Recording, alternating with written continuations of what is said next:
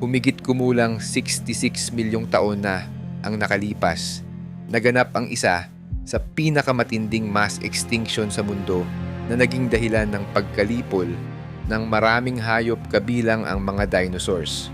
Ayon sa ebidensya na nakita ng mga geologist, ito ay hindi sanhi ng isang asteroid, kundi maraming mga impact mula sa mga fragment ng isang mas malaking asteroid na naghiwa-hiwalay bago tumama sa Earth.